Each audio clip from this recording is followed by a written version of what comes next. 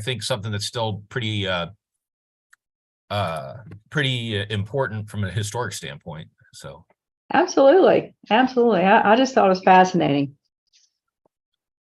Before we get started, Joe, I don't know if Tom talked to you about this or not, but last week at JMU, we had the director of the Rachel Carson Institute here.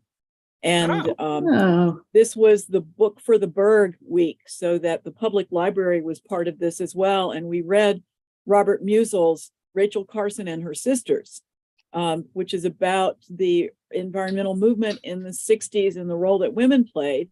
But their facility is in Bethesda, Maryland. And they are very, very interested in making connections. And to the point where they said that they would actually look toward the valley as a place where they might bring some of their programming. And it's good stuff. It's very, awesome. Very good stuff. Yeah. Yeah, that's first class. Okay, Ryan just sent out a reminder to everyone that we are live, just incidentally. So, hi, Maggie. Welcome. Thank you. Lynn, hi, Lynn. Hey, everybody. Nice to see everybody. Yeah. Seems like forever. Sure. I know. Where you been? Just hunkered down, got through the winter. Yeah, good for you. Congratulations. Yeah, not much winter. Yeah, whatever winter, yeah, whatever you want to call that. Yeah. Yeah, is Mary Zell on the line, or is that just Zach? Hey, Joe, Mary Zell, she just texted me her computer restarted on her, so she's going to be joining shortly. Yeah, she can jump in whenever. Has anyone heard? I assume Tom was joining us, or did I miss something? Yeah, I hadn't heard that he wasn't. Okay. Yeah, actually, he should. No, he made an agenda request, so yeah, I think we need to give him a minute or two. Let me see if I have a text from him by chance, or an email.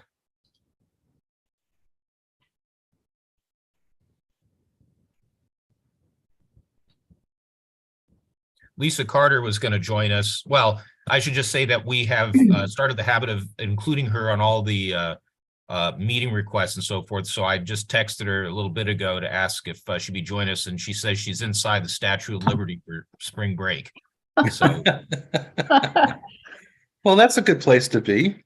So she says she's freezing and should have dressed as though she was skiing. So lesson. It's a little windy out there. All right. Yeah. Well, one thing I can do, I can walk through. This would go off script since we don't have our chair quite yet. If you'd like, I could share screen. At least I think I can. I could share screen, and I could show you some of the latest drawings from a value engineering standpoint. So actually, I can back up. Tom knows about this. I emailed him, but to take a step back, that latest round of drawings that you saw, I went through and we did the cost estimate, or they did, I should say. And the cost estimate comes in quite high, and our construction managers warned us of that. So we're supposed to be shooting for somewhere around $650 per square foot for a museum. And these aren't made up numbers. These come from Department of Engineering and Building. And they were closer to $989. Wow. Yeah. Now, they said that, well, this is just how it goes. Oh, here we got Greg joining. What do you mean? It's just how it goes? I mean, how does it go? How does it become a 50% increase? Yeah, I had some real problems with that. Yeah, good. I'm glad. You should. Yeah, and didn't you say they responded, well, yeah, that's the way it goes, and that was to be expected, blah blah blah. I don't buy that. That's just. But that basically says that the 650 is an incorrect number or understated. Right. Or the 998 is just totally overstated. Basically, it's saying that either the baseline is wrong or their design is wrong, basically. Yeah. So my take on this, and it might be a little biased, and I don't care that we're live. I have an open opinion about this, but I do think that there's a class that all architects take, that tells them from a business standpoint, shoot high and work your way backwards. Right. Tom's yeah. connecting, so I know he was kind of briefed on this. So Tom, if you can hear us, I'm just basically giving the lowdown on the and we can get to this when we get to agenda item 4, but I just kind of wanted to give him the background. You know, first of all, they take a class and it says shoot high and then work back and then hope that whoever's providing the funding says, well, we'll make adjustments and meet you. You know, so in other words, to kind of stretch the budget in their direction. And frankly said, you know, Jonathan spoke to DEB, and when he kind of told them where they came up, they said that was typical. Now, it doesn't matter. I mean, we gave them marching orders and said that that's not VMNH standard. If we're told that we're authorized for $650 a square foot, we need $650 per square foot. So when we get to agenda item 4, I'll walk through the before and after, but I'll just warn you, and I'll warn you again that, and this does not sit well with me, that when they have the before pictures, it's these beautiful, colorful shots and so forth. When they do the after shots, they completely dulled all the colors, right? They put clouds in the sky. I mean, it's kind of insulting. I'm not happy with that. So we have a value engineering meeting at 4 o'clock today. We're going to walk through a spreadsheet, and I'll share the drawings in the spreadsheet with everyone once this meeting is concluded. So And your meetings with who? The architects? yes. And what did the property or the managers from JMU that are overseeing this, what was their opinion of this? Hey, Jonathan, just so they're not hearing one voice, why don't you tell them about what Rick and Nancy briefed us on? No, working through with Rick and Nancy, they said the same thing we said. You know, it's way too much. Their numbers actually lower because they're basing it on escalation up into like this calendar year. So escalation, you know, will continue out to when we believe construction will happen. So yeah, Rick and Nancy ran the numbers too, and they're right in line with what we were saying. And there's a couple of things at play, of course, with the escalation. So the value engineer is a separate entity. We don't know. We know the state's formula, or roughly what the formula is, but we don't know what this value engineer is using. We don't know if they're doing 12% a year, 15% a year, whereas we're doing 8, 7, 5, and then of course, you know, the fixtures on things. There's the premium, you know, there's low end, middle, and then premium, and they gave us everything premium. And like Joe said, I think it's just that's how they operate. They give you the highest number possible, and they say, oh well, you know, look at the magic we can do. We'll shave off 10%, and then everybody's happy. Which is it's not the case for us because it's just not reality. You know, I don't know any building. I mean, $1,000 a square foot for a building. You know, we're getting gold plated sinks at that point. But you The don't value have any engineering- wiggle room, right? I mean, you Sorry? don't have any, you have no way of adjusting that. I mean, the per square footage rate is basically established by the state, your budget in buildings, right? So there's no wiggle room here for you guys.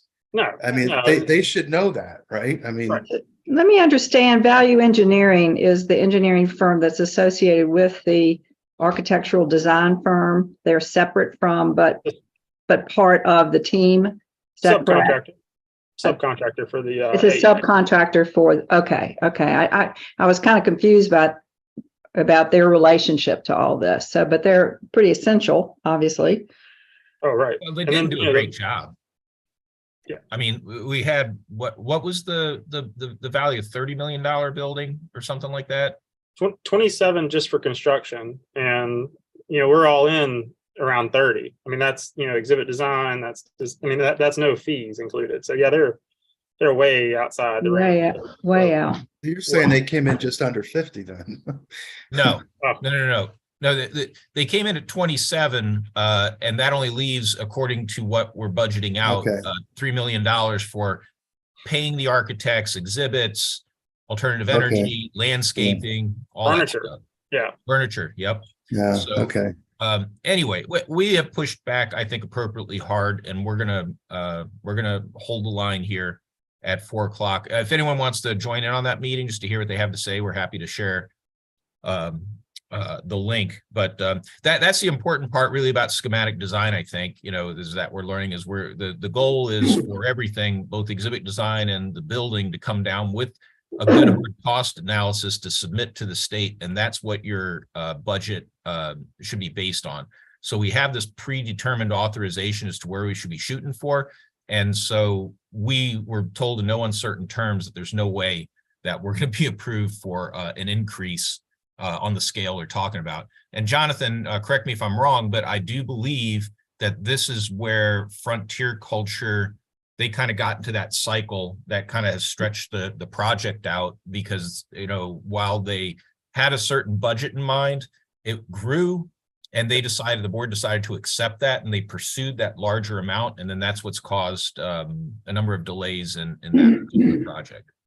Yeah, it's just that snowball effect. And once you change one thing, you know, and then if you delay construction for 3 years, you got 3 years of escalation on top of your premium fixtures, and then you're so far outside of budget, you got to go back to the legislature for more money. Okay. Well, that's the long term. We can go through the particulars in item number 4. So, Tom, sorry, we were kind of bantering before you joined, and you know, of course, everyone got pretty enthusiastic about it. So, I'm glad you did, and apologize for the delay. Somehow I got us on Google Meet and then realized there was a Zoom link. So, anyway, yeah, welcome. I guess everybody's already dived right into the agenda. Everybody's blood pressure is up. Yeah, yeah, and I'm appreciative of the fact that, you know, we're going to have another meeting at 4 o'clock. I might try to join you there, Joe, if I can, and I'll share it with the whole listen in the WAC. background. Yeah. And so we'll make sure everyone has it. Please feel free to sit in. You'll see some of the technical wranglings that we're involved in right now. Right. And I just wanted to back up. I asked Mary Zell to put on the agenda an opportunity for me to just report out, and hopefully to some of us that aren't as closely following this, just to back up a little bit and say what happened in the legislative session, because I think it's worth revisiting it. We certainly were active. As you probably know, we didn't get into the capital outlay budget, and we don't even know what the budget is yet, because they're still in the process of figuring that out. But it doesn't look like we're going to get our construction costs this year. And despite our efforts to, you know, get a amendment into the Senate budget bill, and then it didn't make it out of committee, I think we learned a lot about the process.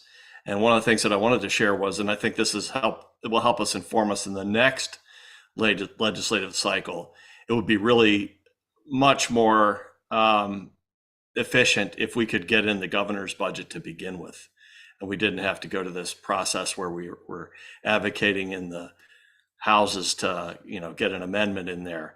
So I feel like we need to be a little bit more proactive in the fall in reaching out to the governor's office and seeing whether or not, you know, we can be right there in the original proposed budget, so we don't have to go through this wrangling when it comes to the session.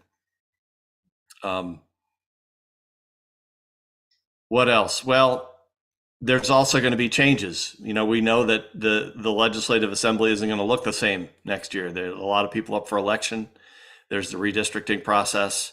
So I think we have some, and since we are the advocacy committee, I think we have some legwork to take care of in educating perhaps new people that are in the room, our new representatives in the Valley, and, you know, make sure that everybody's aware of the project going in.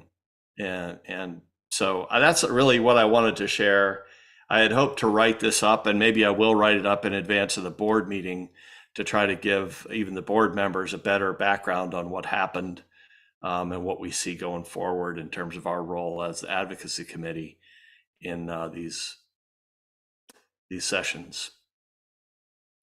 Any thoughts? So we all know that John Aboli has chosen not to run again.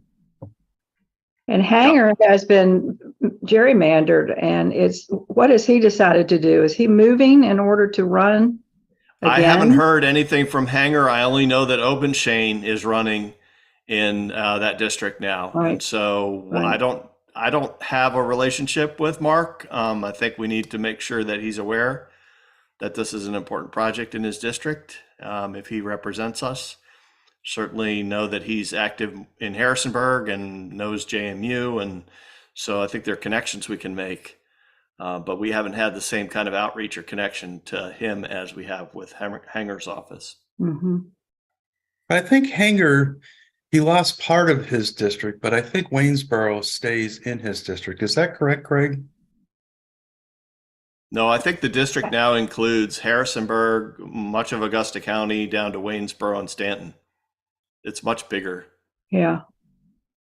Yeah, I looked it I up thought- once and I don't remember, so I can try to find it, but yeah. Yeah. Yeah. I thought he was out unless he made a move of some sort. He'd have to move down and compete with Campbell, I guess, the wife of the man who passed away. I think that district is south of us. Yeah. Campbell's going to run for House of Delegate. She took Ronnie Campbell's seat when he passed away. Right. And that's why, and John Avoli essentially bowed out to claim a lane for her, I believe. Yeah, Avoli and Kimball would have had to have a runoff. Yeah. So who will be the senator down in, let's say, Lexington, Rockbridge County? I think Hanger wants to be. Last night, I was talking to somebody that talked to these guys regularly, news reporter, and he said that in his conversations with Hanger does want to run again. And then he's the one that kind of said that Obenchain's coming down, but Hanger retains some part of Augusta County. I thought he said including Waynesboro, but I certainly could be wrong with that. I don't think it might be like the Craigsville area. Maybe. And then there's another guy, Head or Hurd or something like that, that's kind of on the other side of the mountain, Amherst, I think is going to be running for, I guess, that Senate seat. And as it was explained to me, he's one of these very extreme right-wing conservatives, kind of along the lines of Campbell, who's also pretty conservative that way. And my understanding is that Cray Deeds is over in Charlottesville now. He's Right. moved. Yeah. That's right. Yeah. But he's got competition too, I think. Yeah.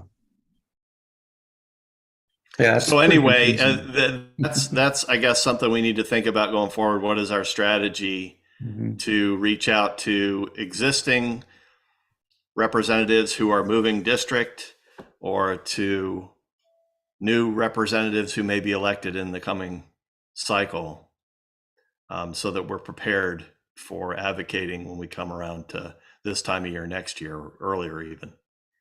So may I ask a question just about legality and our position as board members and on behalf of the organization? We have to be careful about the way we approach the politicians, correct, in terms of their running and so forth. We're not allowed to demonstrate any kind of favoritism or to promote a particular candidate, right? Correct. So we've got to walk a fine line between figuring out who these folks are and how to talk with them, and yet also maintain our role as board members and what we are required to do.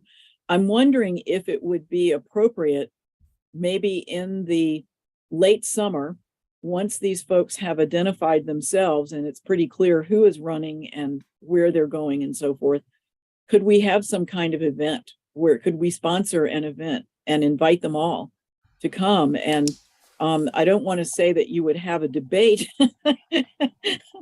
but I'm wondering if surely there will be debates, but I'm wondering if there might not be a way to just get them to come to an event so we can talk with them about the space, a place. Maybe we could get them to come to Waynesboro as they're campaigning. But I agree with you, Tom, just from my own past experience in working with historic preservation for decades. If you wait until the fall, it's too late. There are things all way in motion before then. So the sooner we can figure this out, the better. Yeah, I'd just like to toss in there a couple of things related to what you're all saying. The easy thing is Carol's right. I don't believe that you can advocate for a particular elected official during an election or campaign period, but you can advocate for issues, right? So that is well within your purview. Me and Mary Zell and Jonathan and Ryan, whatnot, we cannot, but we can be there to answer questions, which is why we bring you along with our General Assembly sessions, so we can provide all the information and so forth. The second thing is just as important as talking to the elected officials and making sure they're aware of the project, since they have to vote on it. It's going to be the people behind the scenes, the staff. So we're talking General Services, Department of Engineering and Building, and Department of Planning and Budget. So they're on our side. I know Jonathan is pinging them, not quite relentlessly, but he's making sure that that they're aware of what's going on and what our desires are and everything. So if we see a space where board members might we'd benefit if maybe we had a Zoom say with a particular person, like our budget analyst or somebody, that might be something that we consider as well. And then lastly, for an event, we should keep in mind that we need to do something that's going to give them exposure. And that might be, I'm thinking about the sign unveiling that you all did a couple of 3 years ago now. That was, of course, before the pandemic, but something like that, I think would be what would be attractive for them. We're going to have press and so forth. So I don't know, Greg, if there's something we can piggyback on, with the city to be a subset of a bigger event, or we just simply work together on that concept. But I think, honestly, unto ourselves, I don't think we'd be big enough of a draw. That's just that last part was my opinion. Yeah, this probably September, we'll be doing a groundbreaking for a new road. I mean, I don't know how that fits together, but it would certainly be inviting them for that kind of an affair. So we'll give that some thought. That was the first thing that came to mind. Great, thank you. I don't know if this would be a good time to do it, but we participated in the Fall Foliage Festival last year. We had a tent that was well received, I thought.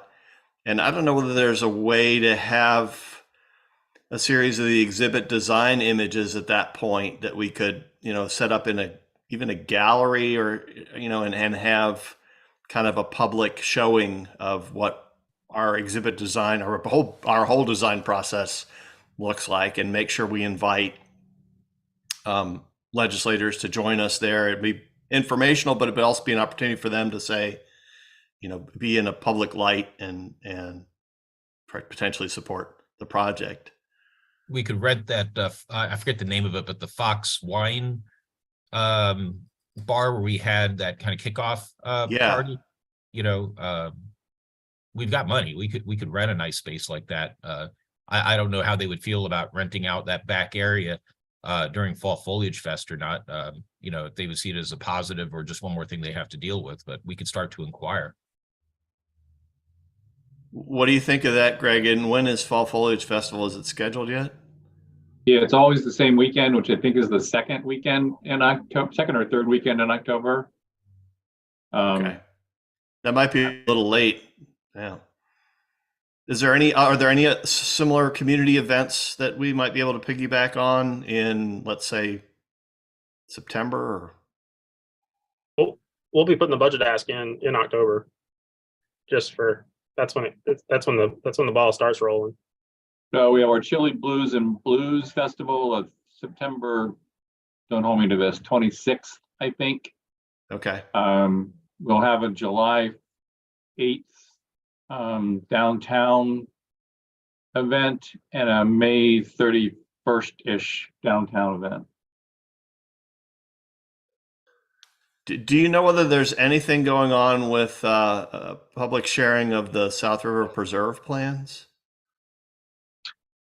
No, and that's just going to go to construction at this point. So right.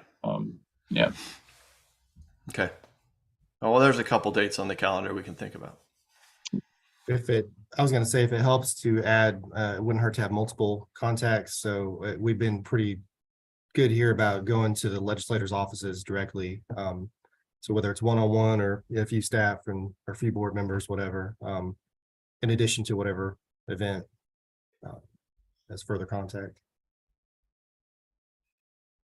I like that idea, Ryan. Maybe we do that ahead of the event and then let them know that if they are supportive, there's an opportunity to kind of get some press around it if they're campaigning. Sort of focus on each one individually.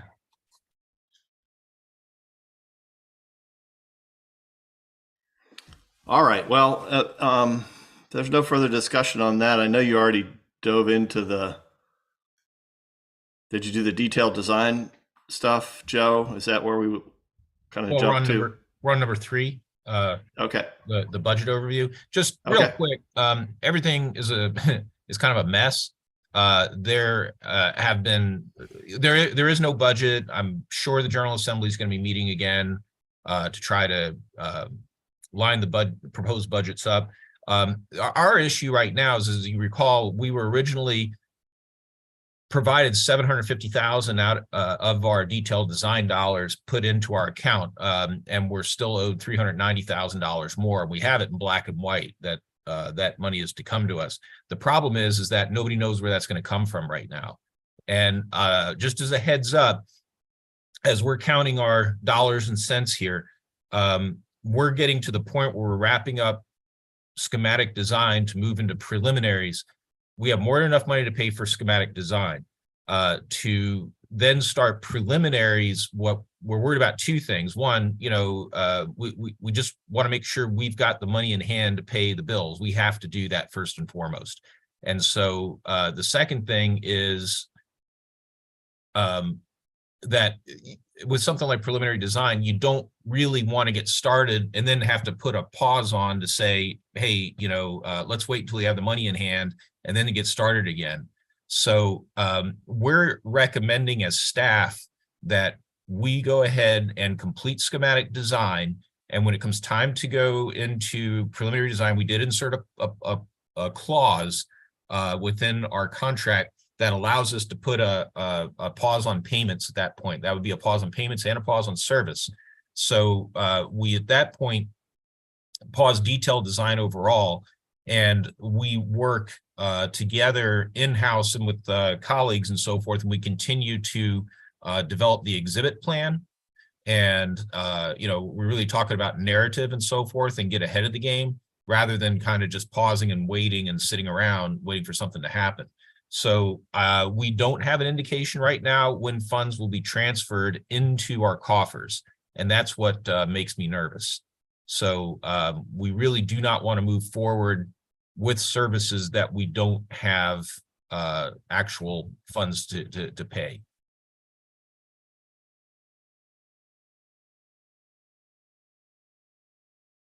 Yeah, I know no one wants to take that potato, but So I guess the obvious question is, so why don't they know where that money's coming from? Is that because the budget hasn't been approved yet? we are not in a position to be given that. No one has to give that to us. It sounds like there were pots of cash that were going to be used and now they're being recycled into other things and so forth. I don't have specifics on that. I don't know if it could or might not have anything to do with that $215 million shortfall in education. I just don't know where the money has gone. It's the old sausage making process. Okay. No comment, I guess. Yeah, well, Wait there's and not see is really all we can do, right? I mean, Yeah. Now, I know what I'd like to say, but we're being recorded. Yeah, that wouldn't be a bad idea. I know if we were an institute, if we were a university, what would happen right now is we would go to our, foundation with $1 billion endowment and say, well, we need, $250,000 or $500,000 to finish out a project. And then when it comes time that You put it back. we're not reimbursed, but we're given the money from the state, we can then move that money over to that foundation to make up for it. However, we don't have that luxury. We do have a foundation, but we have no mechanism whatsoever to move money from any appropriation to that foundation. We can move all the money we want from the foundation to a revenues account on the government side. and then spend it. So that would be the only thing we could do, is if we could find $400,000 or so laying around, you know, we could then transfer that over to the museum and continue a detailed design. I don't see that as forthcoming. So that's why I'm saying we should take this strategy to kind of reassess our mission, reassess the exhibits, and making sure that the exhibits and the content meet mission. And so trying a little bit to make the old proverbial lemonade out of lemons, right? So to make use of this next few months until the new fiscal year resolves itself. I will warn you, though, that I've gone through, and I know those of you in university and whatnot have as well. We've gone through the budget process where July 1st comes and goes, and I still don't know what our budget is. You know, other times it's been months in advance that we're certain. So on the museum side, we're slated across the board for level funding. So I'm not worried about the museum, right? But in terms of what the timing is, and we've seen before the delays in actually having money moved from some pot of cash on the state side over to the museum. So, you know, we may have to wait a bit. So I guess what you're saying is it could happen tomorrow or it could happen in 6 months. You don't really Yes.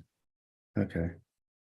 Extraordinary, what's the term Janet Yellen uses? I think that's how we should classify this.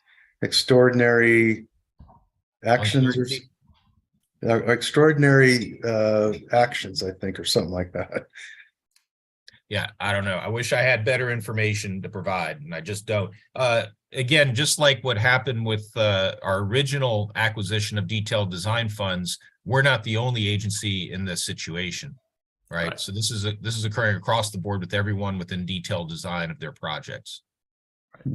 Yeah, we're not alone. We're not being singled out. I think that's an important message too. We're just part of a larger issue with the budget. I'd also say with regard to capital outlay, my understanding, and maybe Jonathan can back me up here, is that they had to add money because of existing projects and the ballooning costs associated with that. So I think they put another $400 million or something like that into existing projects. Yeah, because that's exactly right. Yeah. So we're not Extraordinary alone. measures. Thank you, Mary Zell. Extraordinary measures. That's it. Yeah. All right. Any other questions about budget or discussion about budget? No, that's the message I wanted to get across. Great. And so then I guess detailed design progress and upcoming, we've hit on this a little bit already, but you want to? Yeah, I kind of gave the background. Let me see here. What I wanted to do was to share screen. So give me a moment here. I think I have too many things open.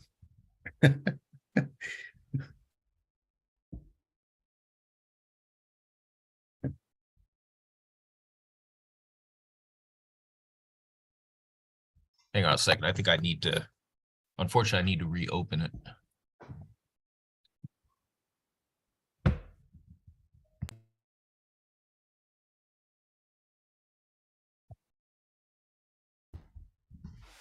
Okay, here we go.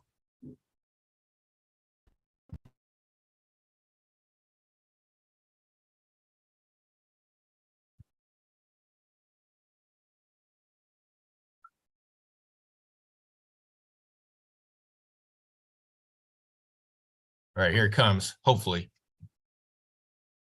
All right, we good? Yeah. Okay, so just to quickly reiterate, you know, this product that you're seeing in front of you was the latest iteration, and it comes out to be $989 per square foot. That's after their contracted value engineer went through the project, and so they trimmed things here and there, you know, but you know it didn't result in a large amount of savings, and so that's how we end up with 989. Again, we need to be down to 650. So we talked a bit about priorities and so forth. Again, we're gonna have to reiterate some of these priorities when we speak to them at 4 o'clock. So what I'm going to show you is a series of images that are before and after. So there'll be corresponding views. So here's a before looking from South River Preserve towards the front of the museum. Here's the after. It might not look a lot different, but again, if you notice, they've muted a lot of the colors, put clouds in the sky, try to get us all sad that we're making some kind of mistake. Just go toggling back and forth, you're going to see that even though they're using some of the same product, the colors aren't quite as vibrant. But I don't think that's something we should be paying attention to. So basically, the profile of the building now is somewhat reduced, so we won't have as high ceilings. We'll also have things such as some reduced curvature to some of the roof elements, which is fine by me, right? So I still think we have a pretty solid building. We'll leave it to Greg to brighten up the colors of the landscape and the rest of Waynesboro to try to overcome this this architectural magic that they've produced here. If we go to another view, all right, kind of again at the front there, again, you can kind of see this kind of slight reduction of the building, and that's mainly in its mass, which again doesn't really hurt mission at all. If you notice though, they're really working hard to kind of keep this. They reduced the size of this planter. You can see my cursor, correct? Moving around the, okay. So this is not really a pedestrian ramp or anything. It's more of an architectural feature. They saved $130,000 by simply reducing the size of this. You know, since it doesn't meet mission, nor does it really add any kind of experiential output to our project, I'm going to be challenging them on that. At least that's my intention today. Slightly different view. Again, you see kind of a slight reduction in the overall massing of the building. We're still within the same size of the building, plus or minus 5%. They did knock a little bit. I don't know if you noticed, and we had to look at this, but if you look in the lower left-hand corner of the building, they did knock down slightly the square footage of the lobby, which honestly is not a big thing because we kept telling them the store's too big, the store's too big, you know, and so I think we're okay. We're not changing the amount of experience on the inside, and certainly not changing the number of square feet for exhibits and so forth. So again, just another view, kind of showing that slight reduction in the building. On the back here, again, they don't like to listen, so they reverted all the way back to putting a living wall growing up the side of the building, which I wasn't happy with. I know they want to break up that outline. A living wall is something we're not quite ready for just from a maintenance standpoint. There is plenty of room in the museum's future to grow into things like that.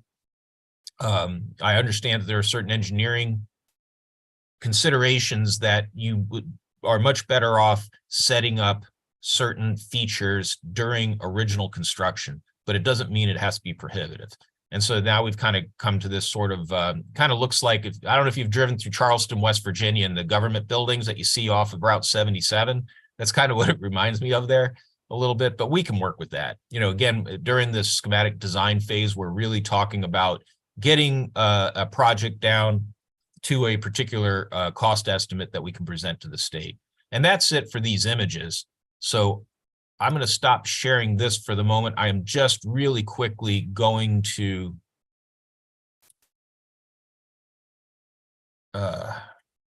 share this spreadsheet here, right? Just to show you what we have. And I will share this with everyone afterwards, as well as the link.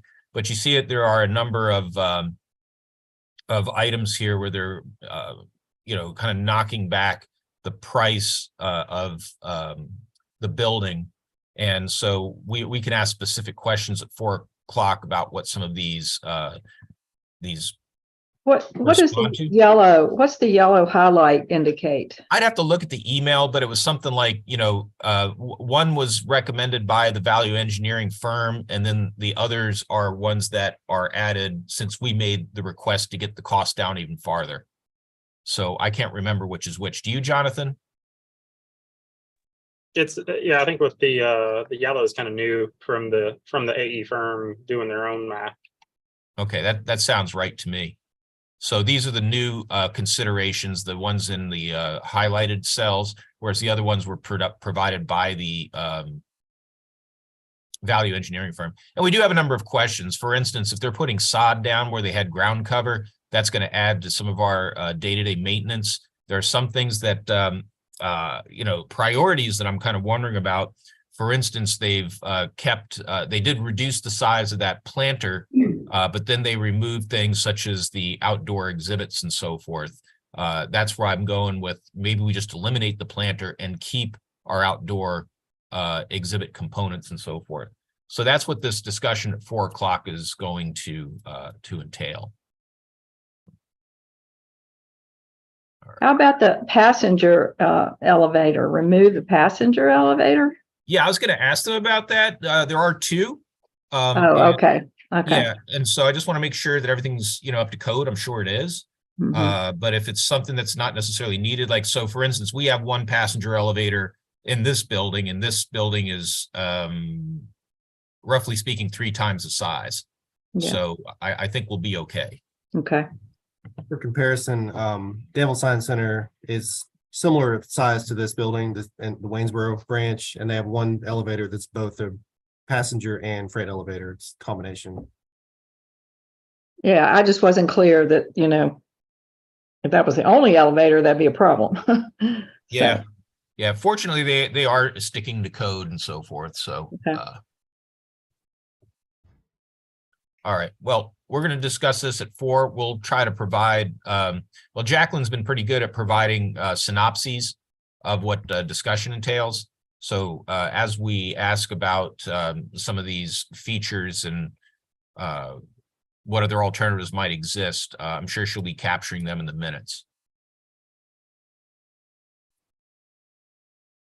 You did notice one of the things that just went away was reduced parking, right?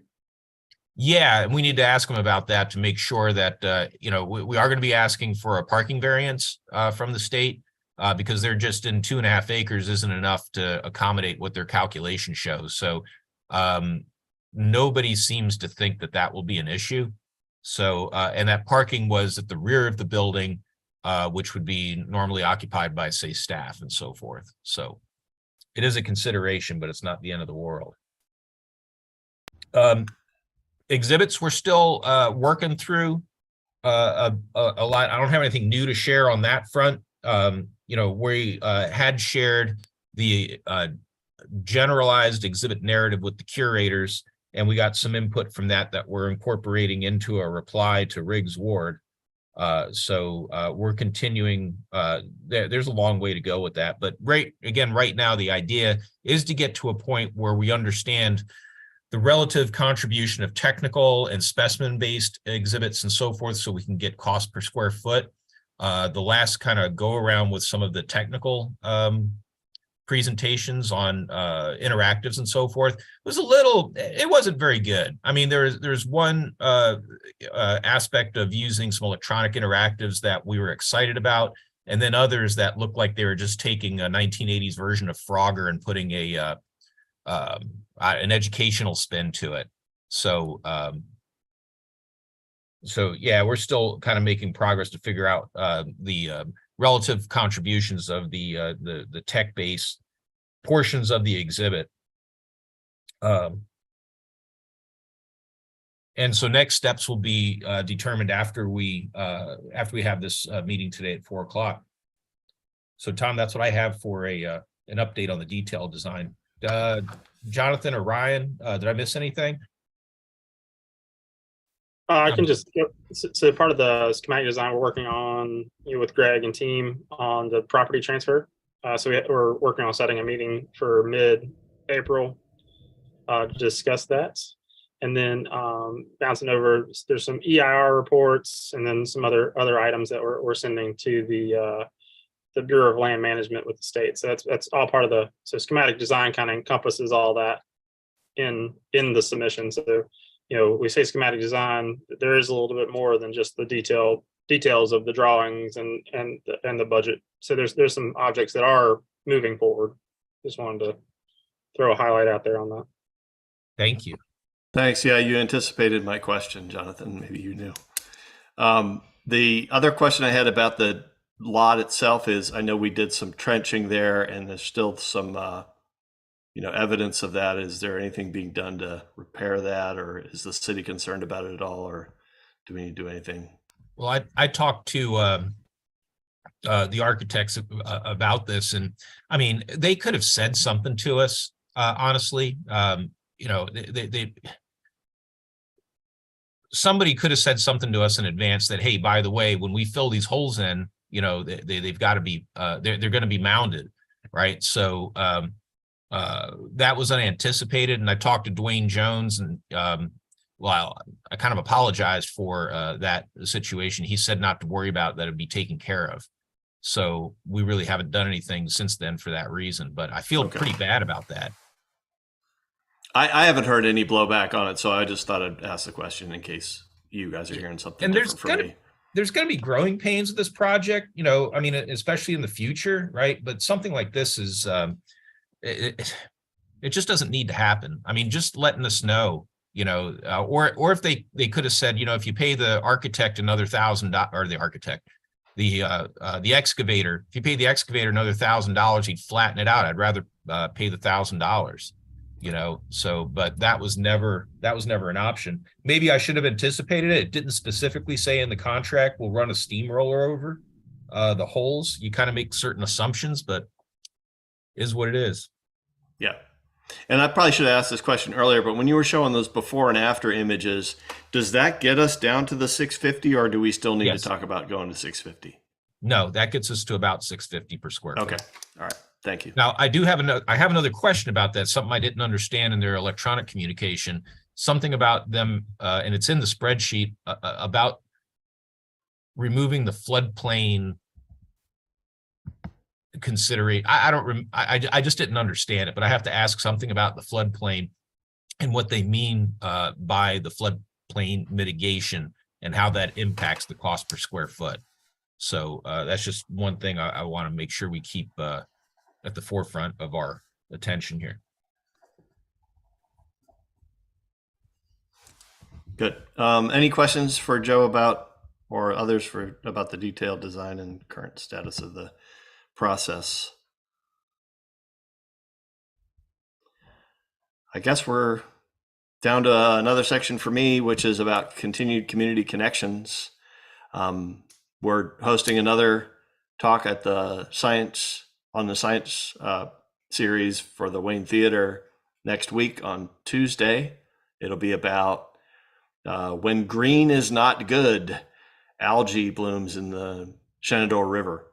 So we're hosting that together with the Friends of the Middle River. We've been coordinating that. It should be a well-attended panel. I think it's going to get a lot of discussion and another opportunity to just let people know that these are the kinds of things that museum can provide when it comes to campus or even before. I'm holding another session of open office hours in March, but after that, I have conflicts. So I don't know if there's anybody else who wants to step in to serve in that third Friday time slot at 4 to 5 p.m. in the library, just to kind of give the community an opportunity to ask questions and get updates. That would be in April and in May. I have both conflicts with those. Otherwise, we'll probably just stop the series at this point. Tell me again the dates, Tom. April and May, 3rd and. It is April, the third Friday would be The 21st. 21. Yep. Yeah, I'll be gone. And then May, I believe that's The 19th. the 19th. Yep. I could possibly do something that date Okay. if you'd like. You can just fill me in on the details of that. Yeah, I mean, I can help you get all set up for it. It's pretty straightforward. We actually have a little conference room now that we've reserved, and I can let the library know we want to use it in May. Okay. My hope was that maybe one of these sessions we might also be joined by somebody representing the design firm, so that they could be there to hear the public. That's a good idea. As well. And I don't know whether Jacqueline, I've offered it a couple of times, but no bites yet on Jacqueline coming up or somebody representing the.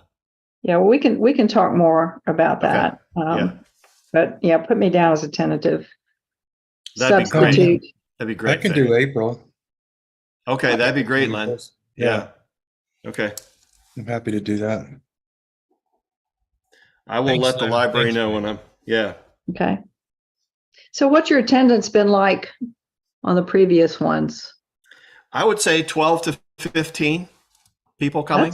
That's pretty good. Yeah, and it's been really good. In general, they're all enthusiastic and want to know more. They're the two trains of questions that I get all the time are about parking and the impact on parking, and on the floodplain and whether or not we're going to get flooded. So I've been prepared to answer those questions now, and I actually prepared a couple slides showing an overview of what parking we're going to lose and potentially what parking we're going to gain with the South River Preserve. They've designated some 77 additional spots along Race Avenue.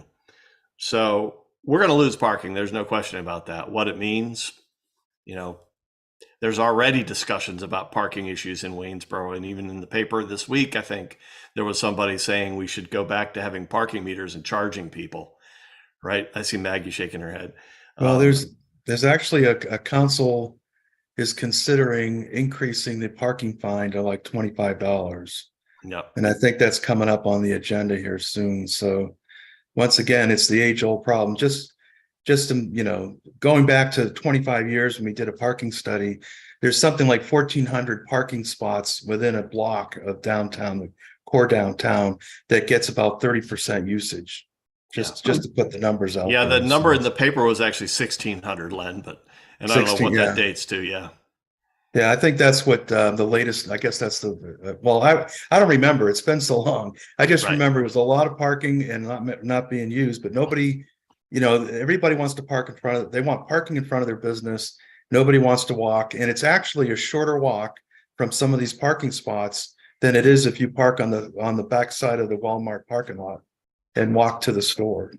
Yeah, and they're also saying that a lot of business owners are using that front street space, and really what should happen is that they should park off street, and the customer should be able to act. Anyway, there's a whole lot of discussion about this, so we're in the mix. We're hearing it from from folks that are coming, and they're just expressing, I think, a general concern about parking issues in the city, and that needs to be addressed by the city as a whole. It's the never ending discussion that's been going on for 50 plus years, and it will probably never get resolved. Stanton has that very same conversation going all the time. I think it's just a typical downtown, conflict that you run into. Yeah. The only one thing that I would say is that there was concern about the impact on the farmers market and that pavilion right there in the Constitution Park. And if that's on Saturday, wouldn't it be a conflict to have, the farmers market going on at the same time as a high traffic day to the museum? I guess I'm sympathetic to that a little bit, and I don't know how to. It's moving. The farmers market's moving.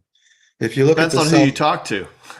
Well, if you look at the South River Preserve, they've actually going to move that pavilion, and they were going to build the last design I saw, anyways, had a purpose-built farmers market setup in the South River Preserve out of Constitution Park. Well, I'll just say it here. I think it would benefit us to engage in that conversation and support the people that want to have a farmer's market. And I can even see potentially some exhibit about local foods and, what did native folks rely on? What is the history of food in the valley? And I could see something like that connect to maybe that community. Seems to me there's be a benefit to the farmers market, because we're talking about bringing more people downtown Waynesboro. Yeah. So I think that argument could be made that there will be a benefit with regard to numbers of people in the downtown. And you can go to the next step and make it a positive for the museum. The museum gets directly involved and integrates into that whole concept. I think it's a plus for everybody. I agree. I don't think it should be antagonistic at all. I can see the ways that we could collaborate with them on this, and I think we can both benefit. So. And I also heard, from somebody that said that the food that the farmers market provides fresh foods to a community that might not otherwise have access to them. And then somebody said, well, that community really doesn't drive, so it's not a parking issue for them. Right. And in fact, rather, what we probably want to do is promote the idea that there be a public transport system, and that maybe there be a stop there that would service both the museum and the market. Maybe there already is. I don't even know. But there is a public transport, the circulator bus, and it stops downtown. it probably already stops at the farmer's market, but you know, that community you're talking about, you know, the WIC community essentially. I don't think that farmer's market actually provides WIC benefits. The Yeah. Stanton one does, and the one in Mhm. Augusta County does. And I know that because the Allegheny Mountain Foundation, which provides that stuff, said that they don't participate. There's nobody in Waynesboro. They have the Project Maggie over at the school. I know that there's something there, but yeah. Yeah, well, there were several people from that who direct the market or are involved with managing the market who come to those public sessions at the library and expressed, Yeah. you know, these concerns. So I just wanted to share that with you. And I do think it's a great opportunity to engage the community and kind of hear from them and also Mhm.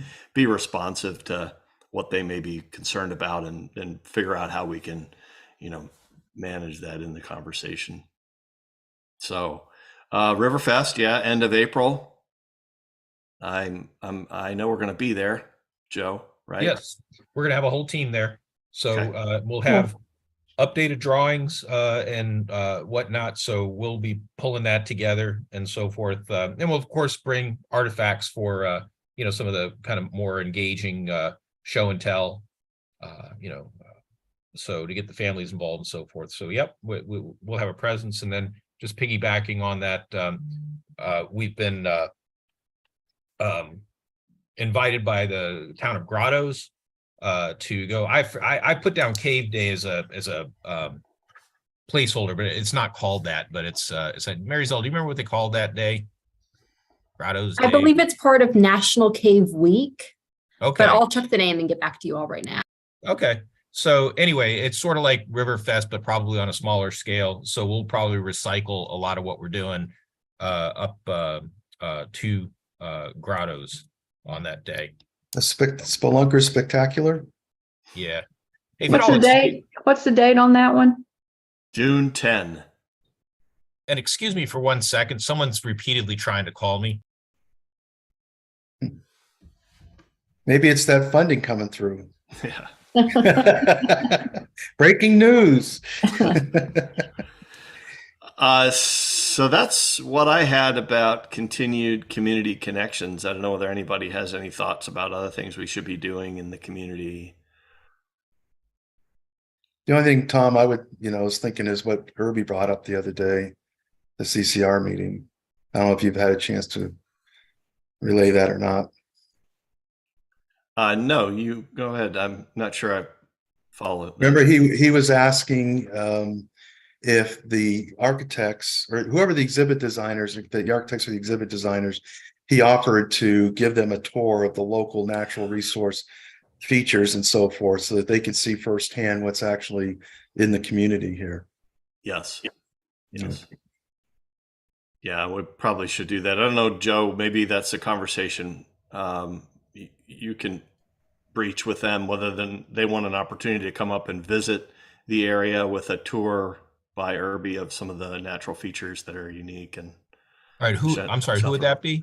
Well, maybe Mark Taliaferro or Bob. Right. I think that'd be great. Yeah, no, I've offered that to him. You know, I haven't pushed it, but I think especially now that we're getting on springtime, I think it would be a great time that it wouldn't just be Irby, but we could get some of the geologists that I toured with last year, and maybe Christina May as an ecologist to go through. Right. So Yeah, I think that could be very helpful.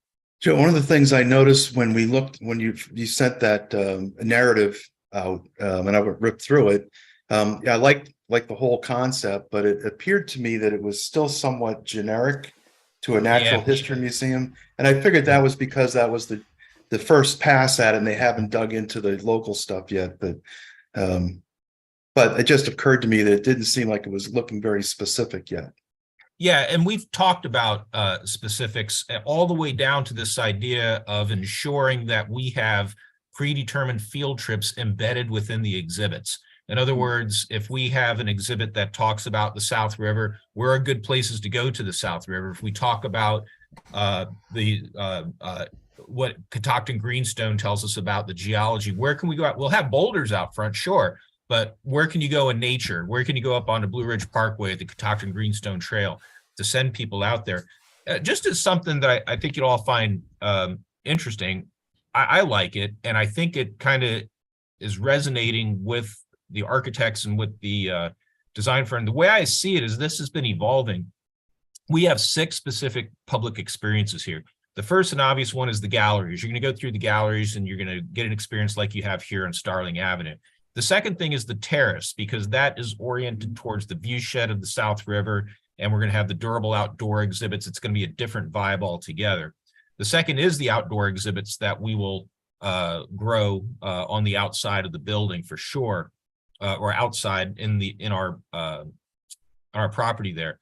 The fourth is going to be on the building itself. So not just around the building, but on the building. So that's those 2-dimensional durable outdoor exhibits, something like 2-dimensional field guides and so forth, to get people primed to go out in nature.